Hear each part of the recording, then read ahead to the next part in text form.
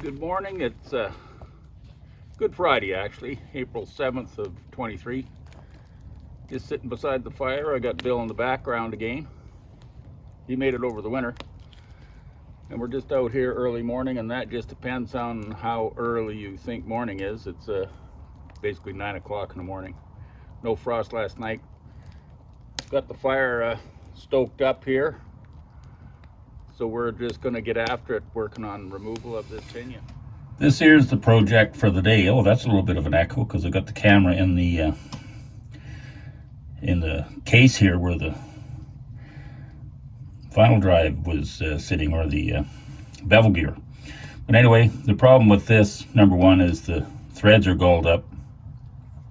So I'm going to have to remove that and either send it in the machine shop and get them recut some threads on there. I don't know if that's going to be very successful. It's kind of chipped on the ends here too. I don't know what happened to that. It's been beat up.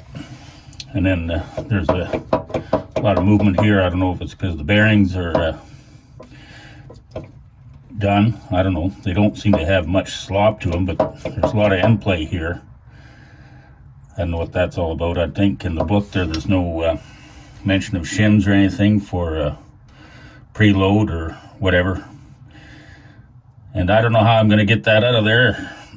The book calls for pull it out with the plate installed yet, squeezed onto this tapered spline.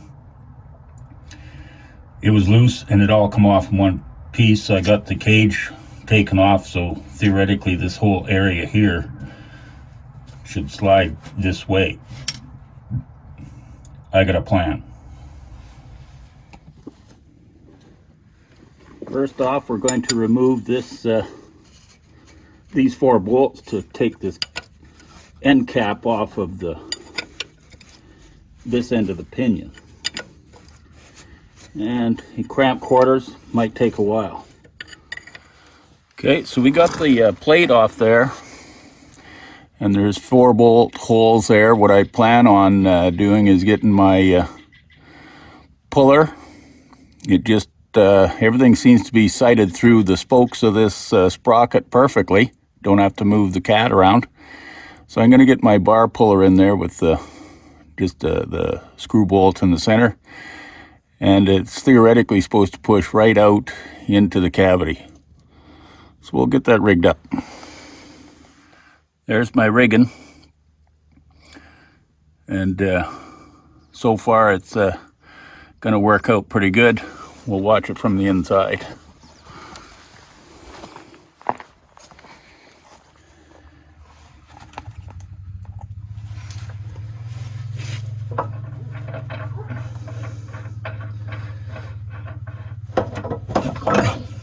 And that didn't take nothing at all.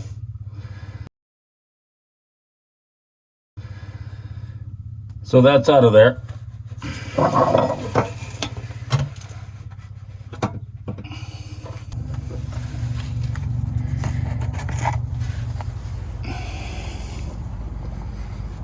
So this is our pinion,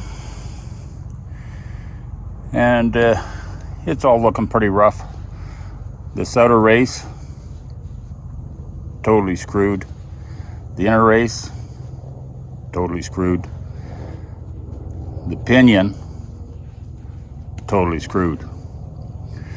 So this thing is pretty much garbage.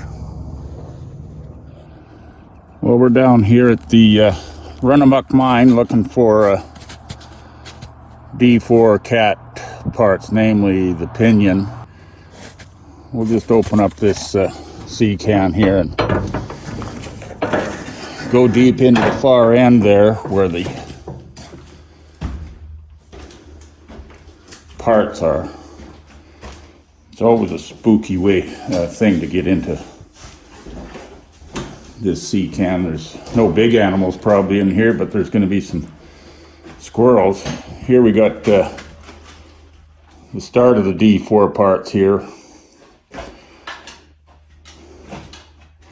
Underneath is D6 rollers, but here we got starting pinions in this here box.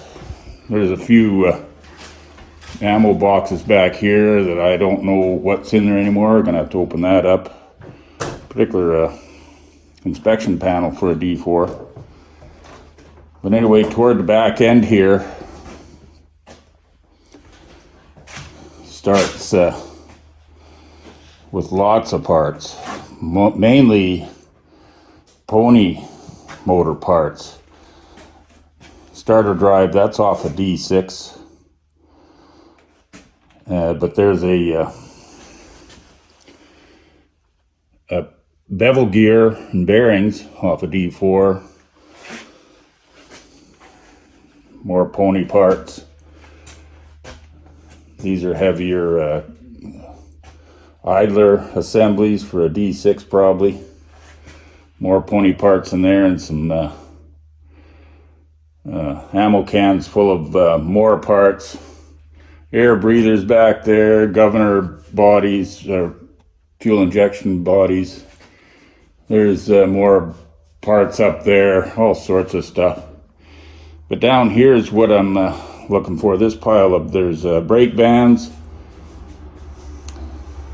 main clutch discs, bull gears down there, and then just coming into light here,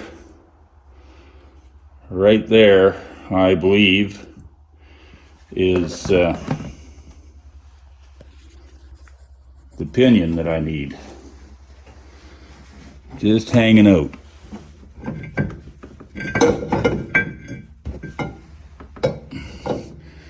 Look at that, it's got a good set of threads on it.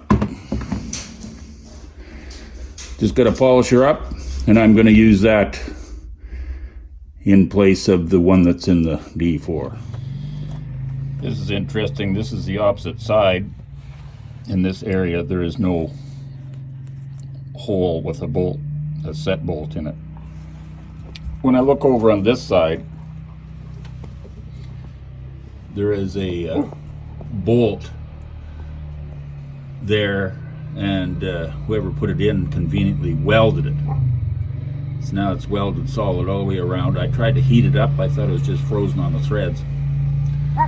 So I was going to heat it up and back it off that way, but I've discovered that it's welded solid. And what that bolt is doing is actually acting as a set bolt. A set screw for that bearing. And this bearing is actually loose in there. It's no ways near being a press fit. So what I think is they had a damaged final drive bearing, spun on the casting out there, so they decided they'll drill a hole, put a bolt in, weld it solid so the damn bearing cannot turn. I guess that makes sense, but it's certainly not proper. So I don't know what I'm going to do with that. I'm going to just get a rod and a hammer, or I might have to just grind that bolt off and drill it out. That's probably what I better do first. Anyway, we're going deep. I've been drilling this hole out. I tried the left-handed bit, and it didn't want to turn it out. First I took the angle grinder and I just polished it up so I could see where the actual bolt was. But I used the left-handed drill bit and set her down there, and it didn't back out that what was left. So I'm going to run the regular drill bit down there a little bit bigger and see what happens.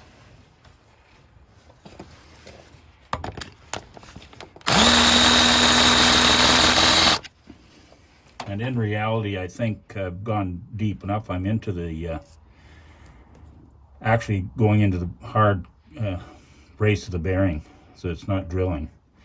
So I'm going to get a bigger bit.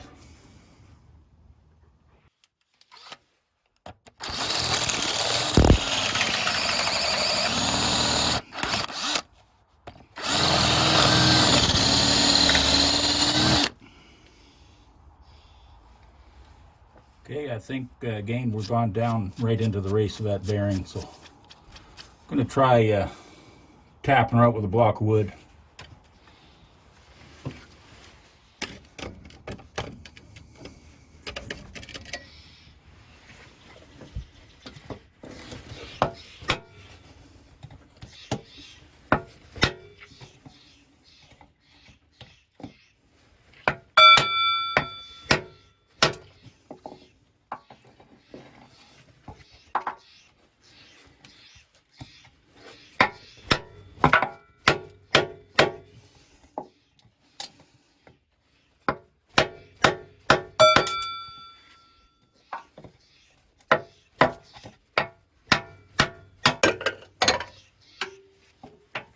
That did it. She's popped out of there.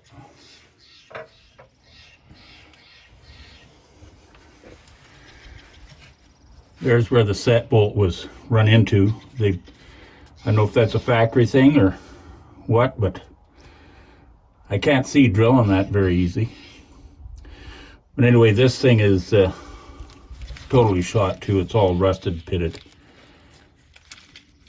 Pretty rough rollers. So we'll just get the numbers off it and get a new bearing.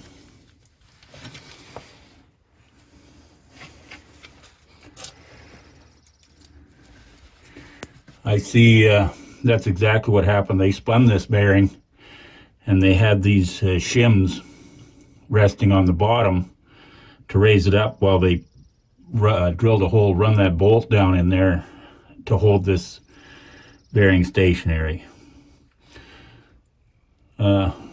I don't know what I'm going to do with the new bearing. It's going to have the same problem, so I'll probably end up cleaning that hole up, rethreading it, and use a bigger bolt, do the same procedure. We'll see what happens. Okay, after all that disassembly, what are my learnings? Basically, what you initially thought is just a simple slipping clutch problem is going to end up being a little bit more than one anticipated. That's the beauty of these old machines. Actually, nothing wrong mechanically with either one of these clutch packs. I still do have to take it apart, wash it out. I think I'm just going to wash the discs off with brake clean and put it back together. The main cause of the oil getting into the clutch pack is because this nut was backed off or not tightened up the last time somebody was in there. This flange that runs the brake drum come off of the tapered spline, allowing oil from the inside to travel into the interior, and it had no place to go other than saturating the brake discs and then slowly drip out the other end and then drip out onto the ground, because this is a dry cavity here. Somewhere along the line,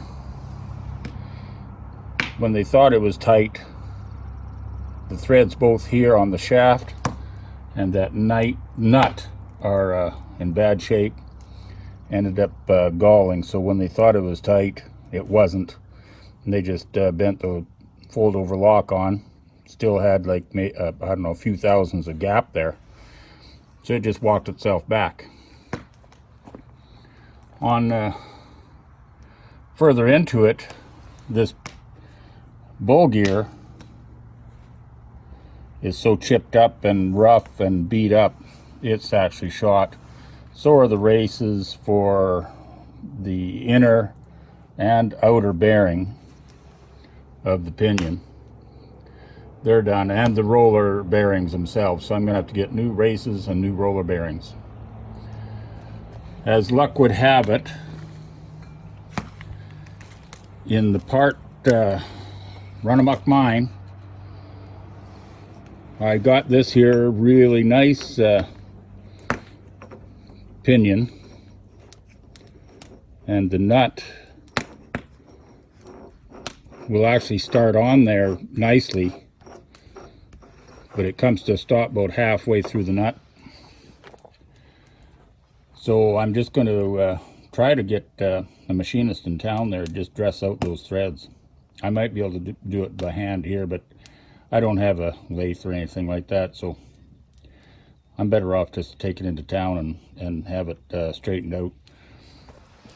The bowl gear here is in good condition. It is rusty. It's not pitted though. It's just got surface rust on it, so it'll be all right. This seal here is a national seal. It's not the original cap seal, so it's something that somebody's put in, and it's shot. So I'll get a new one of those. So basically, I'll be waiting on parts. I'm gonna have to research into Caterpillar and just various bearing supply and whoever there to get extra bearings or replacement bearings and races, and a seal being the easiest. I just run the wash gun quick through here just to blow out all the heavy dirt and whatnot. Got rid of that.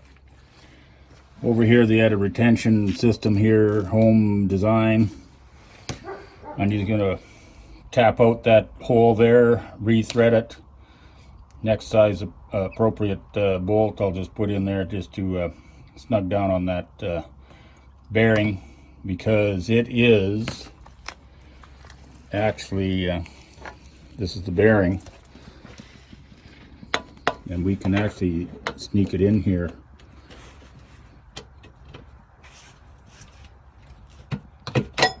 There, whoop, there it is there. But it just travels back and forth, so it's been run around, and the casting is worn out a little bit.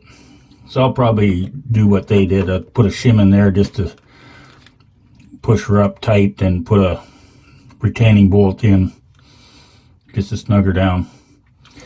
My thinking here is the machine is 80 years old. It's only had like 4,000 or 5,000 hours on it, and that was in the first 10 years. And another any other years going on by from now, what's gonna get 80 years, maybe 10 hours parade duty, something like that. So I'm pretty sure that will it'll be good enough for another century if this thing avoids the scrap melting pot. Okay, so that's it for now. We will catch up to you again on the next one.